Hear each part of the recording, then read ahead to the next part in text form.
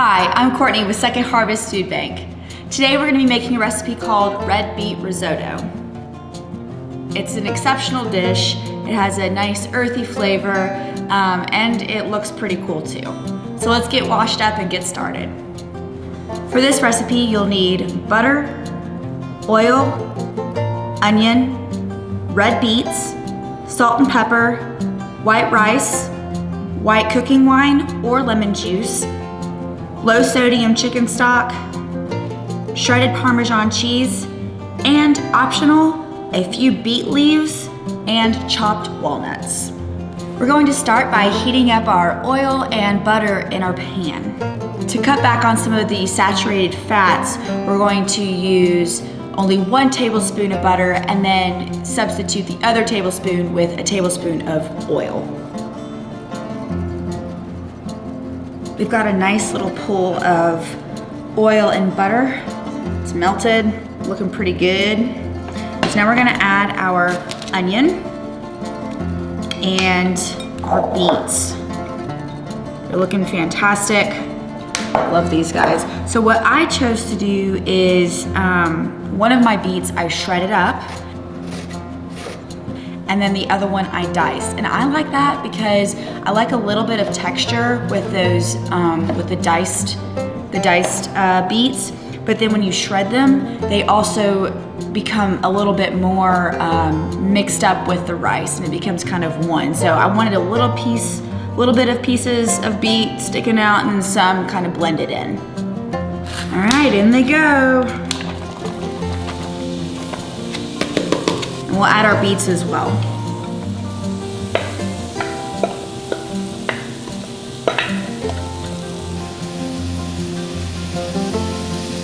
So we're just gonna cook these up a little bit till they're soft. For this recipe, you could also use sliced beets or canned beets of any kind, but because these are already cooked or processed, you wouldn't wanna put them in with the onions just yet. You'd wanna cook the onions first and then add the beets. I'm gonna go ahead and add the salt and pepper to the vegetables. This kind of just helps in the cooking process of bringing out those flavors, helping cook it and season it in a nice way. The recipe says salt and pepper to taste. As the vegetables start to soften up, you can definitely use a clean spoon and kind of like take a test and see what you feel. You can always add some more if you need to. I would recommend to start small and then build up, because you can always add more, but you can't take it away. Our vegetables look fantastic now. You can't even tell what was the onion anymore because it's all pink. But now we can move on to our next step. We've got this white rice here, and we're gonna add that in, and we're gonna just toast it in the pan for about 1 minute. You can also use brown rice for this recipe, but you'll wanna make sure that you allot enough time because it takes much longer to cook. After it's toasted, got it nice and toasted, smells so good. We're gonna use our white wine. I've used white wine. I think it brings out a nice flavor, but if you don't have access to white wine, that's totally cool as well. You can use 3 tablespoons of lemon juice and just add that in the next step with your broth. That just adds some extra acidity.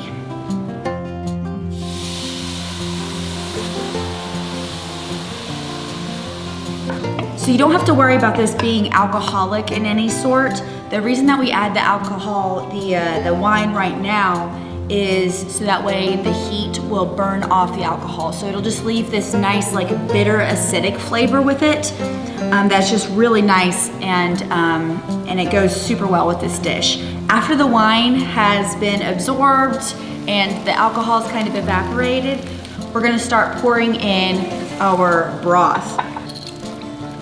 We're gonna add this in 1 cup at a time.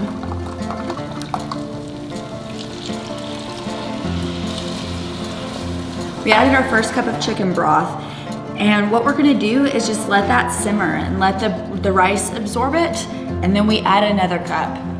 Same thing, stir it occasionally, let it absorb, add more broth. Our first cup of broth is absorbed really well, so we can add our second cup. We just do the same process that we did the last time. We can see our rice is starting to expand. It looks like you have a lot more in your pan than you did when you started. That rice is swelling up with all of that broth. So it's time to put in some more broth. This will hopefully be our last cup of broth, but if your rice isn't fully cooked yet, you can always add a little bit more broth or water just until it gets cooked. It's looking really, really good. I'm gonna go ahead and try with a clean fork. I'm gonna try it and see if the rice is cooked all the way through.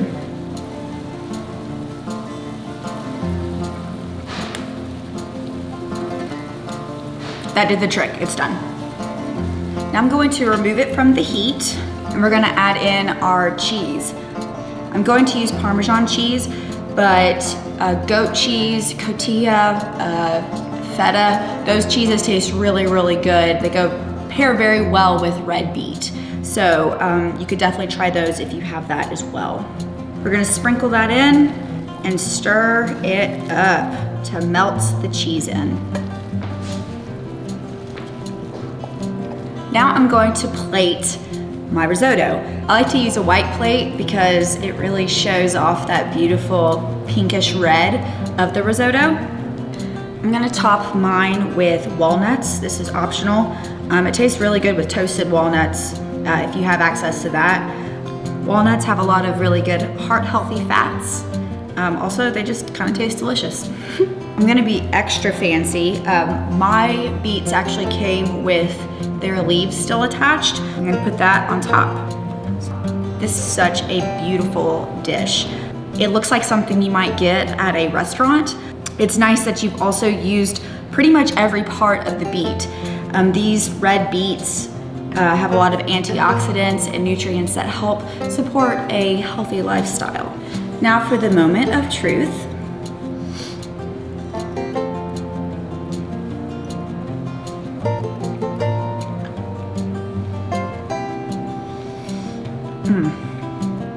Show your kids too. Like, it's pink rice. That's really cool. Try this out at home. Let us know what you think about it. We love it here. We hope you do too. Enjoy. Yep. That's good.